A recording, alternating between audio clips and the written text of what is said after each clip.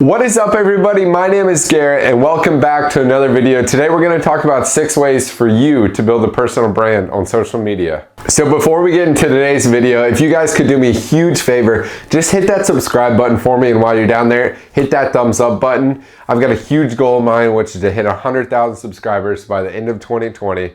We're at 65,000 right now. I'm feeling the momentum pick up, so if we could just do that, that'd mean a lot. I really appreciate it. So let's get into today's video. The first tip of growing a strong personal brand on social media is the biggest of them all right here, and that's being transparent, and that's just being yourself. You have to be yourself on social media in today's age. Too many people are getting called out. You don't want to be that person that puts on this big front on YouTube or Instagram, and then you meet your followers, your subscribers out in public, and they're like, wow, that guy was a jerk, or you know, she looked nothing like, or he looked nothing like of what they were portraying on social media. Of course, looks isn't everything, but you also want to be that person, that attitude, that personality that you put right in front of the camera. You got to show that same energy and that same excitement to the subscribers and to the followers. Otherwise, they're going to be disappointed and let down. So the biggest thing is be transparent and be yourself. And also with transparency, just really you don't have to show everything on social media, and I totally get that, you know, especially the vloggers, you get more in depth into their life. But for me, like, I don't show my family really on social media, and that's okay. That's not saying I'm not being transparent, but you just want to be yourself. Kind of show your day-to-day life, show who you really are, and be true to yourself and be true to your fans. So definitely be transparent and be yourself. So the second tip for building a strong personal brand in 2020 is massive, and that's adding value.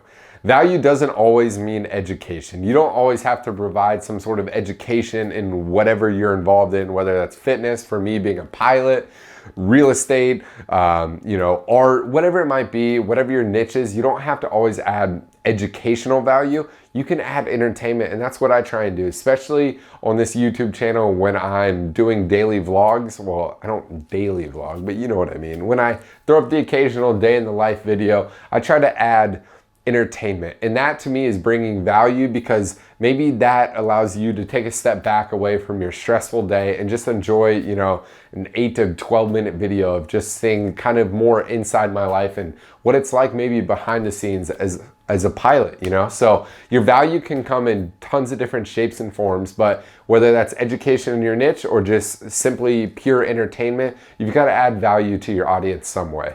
So the third tip is picking your platforms. Now, this is kind of controversial because so many people say you need to go all in on every platform. Like the Gary V's, love that guy so much. In fact, he's the reason why I started YouTube. You know, he says you should go all in on every platform, but not everyone is a full-time influencer, whatever you're trying to become. Whether you're trying to build a personal brand, to start a business, start a clothing line, start a social media agency, whatever it might be, you don't necessarily have to go all in on every platform, because people just don't have time for that. So my best bet is to pick a couple platforms that you feel comfortable and confident in. For me, it's Instagram and YouTube. I feel like I can continue to provide content for both Instagram and YouTube, and I feel like I have the most momentum on both Instagram and YouTube. So that's where I'll continue to put up my content. Now, TikTok is big here in 2020, and as 2019, everyone saw the rise of these massive TikTok stars getting tens of millions of followers, which is crazy. You know, the Addison Rays and Charlie, I don't know her last name, but those people are, it's insane how massive you can grow your audience in such a short time frame on TikTok. So that might be your niche, you know, making skits or, I don't know, dances, whatever TikTokers do. But for me, I tried the app and I couldn't really get comfortable with it, because I felt like, I don't feel like I'm too old for the app, but I just feel like it's not really my niche of, you know, bringing aviation to TikTok, because there's not really anything that I can film in the flight deck that can go up on social media. So TikTok really wasn't a platform for me. So you definitely need to find your platforms that work. And think about everything, even the Pinterest, the LinkedIns, you know, Facebook has been around for so long, but that's still definitely a dominant platform. So you need to choose some platforms that will work for you, will work for your niche, and also help you reach that audience that is your end goal. Why are you building a personal brand? You know, who are those people that you're trying to reach to? So definitely the third tip for building a strong personal brand is picking your platforms that work best for you. So the fourth tip is being consistent. This can definitely be tough and tricky, especially if you are just starting off in 2020 and crowded niches where like the fitness industry is so overpopulated and it's really hard to break through. But being consistent and keeping that momentum going and staying on it. You can't just be consistent for a month and say, oh, well, it didn't work, you know, that's it. No, you've got to give it a fair shot, at least a year. I'm not even joking. I know that sounds crazy, but at least a year of being consistent, posting every single day. That's how I amassed my following, over 500,000 followers on Instagram in just 3 years. When I started 3 years ago, for the first year and a half about, I posted every single day. And then I was seeing, followers come in anywhere from 1,000 to 2,000 followers a day at some points. And that was crazy. And that's because I was staying consistent. Now I know the algorithm changes, at least on Instagram, almost monthly. It's super annoying, but you have to change with times. And now consistency on Instagram might not be the best bet, meaning posting every single day. Maybe it is. It just depends on your niche. But YouTube is definitely somewhere that you can see that consistency pays off. I feel like YouTube definitely pushes more creators that are more consistent, because YouTube is a business at the end of the day. You know, they have ads, they have ad agencies that are wanting to put, you know, ads in front of creators' videos. So they're rewarding creators who are being more consistent. So you need to find your platform and then find what works best with the consistency, whether that's posting 1, 2, 3 times a day. Sometimes that's what it takes, especially on, you know, the Twitters or the LinkedIns. You can put a bunch of posts up a day without maybe flooding someone's feed like it might be on Instagram. Now, the fifth one for building a strong personal brand in 2020 can be tough. This is finding your niche, finding your style that definitely portrays you as the person that you are. So for me, it was strictly aviation on Instagram when I first started out. But as I've evolved as a creator or an influencer, whatever you want to say, call me, I've definitely changed my style a little bit, and that's perfectly fine. You change with times, you are becoming more transparent.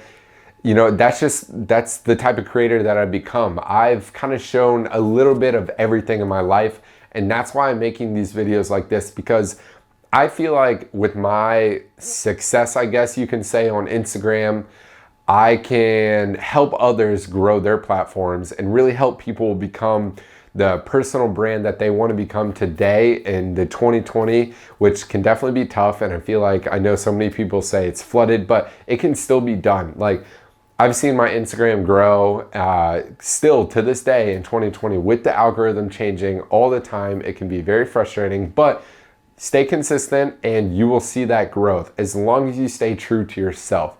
You can start losing followers whenever you're kind of all over the place, which can be very annoying, because maybe, I keep going back to this, but maybe you're a real estate agent and you're posting nothing but houses, and people are like following you for real estate advice for houses. Maybe they like interior design, whatever it might be. And then all of a sudden you start showing fitness. You're gonna initially lose followers. Like, that's what's gonna happen, because not everyone is, you know, intrigued by fitness and real estate. But that can be beneficial in the long run, because now you're starting to get into that fitness industry as well. So you'll get followers from the fitness industry, you'll get followers from the real estate industry. But as long as you're true to yourself and you find your niche and you find your style of things that are meaningful to you, the audience and the followers, subscribers, they will all come. So find your style, find your niche, find your edits that you like. You just want to stay consistent within those edits and kind of how you portray your content. So this last one for building your strong personal brand, which I keep repeating the topic, but I bet you know by now,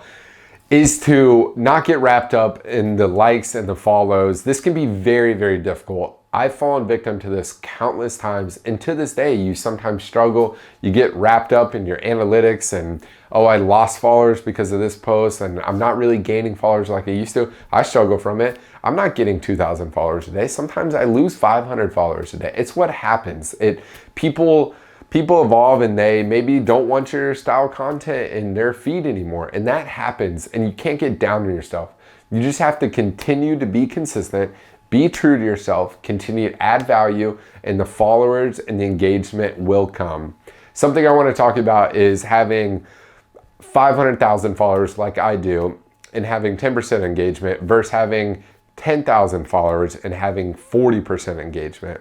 Now, building a personal brand, it depends what you're wanting to do with that brand. Are you wanting to just market maybe other people's products on your page? Yeah, sometimes having a big audience can definitely tailor to getting those big brand deals or whatever you're looking for. But if you're trying to build a personal brand to maybe build your apparel line or something, having 5,000 true followers to yourself that will always follow you wherever you go, to each platform, will always buy your apparel, will always buy whatever you promote, those just true fans, that goes such a long way, considering, you know, maybe someone who has 500,000 followers that can only move, you know, 50 people that buy their products or something. So having those, that smaller audience, but that engagement that's way up there can go such a long way in building your personal brand and definitely, you know, getting an income, which is what a lot of people are building a personal brand for in 2020, is they see it as a source of income. And it definitely can be, because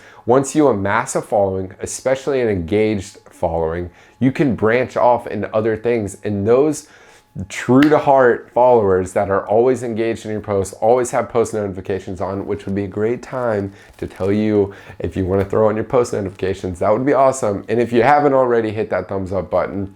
But those people will follow you everywhere. They'll always buy your products and they'll always be true to you. So don't get wrapped up in the likes and the followers, because having a smaller audience just can be a lot more beneficial than having a massive audience that doesn't really engage in your content. So I hope you guys enjoyed this video. If it brought you any value at all, like I said before, hit that thumbs up button, hit that subscribe button, and throw in the comments below why you're creating a personal brand in 2020. Until next time, peace.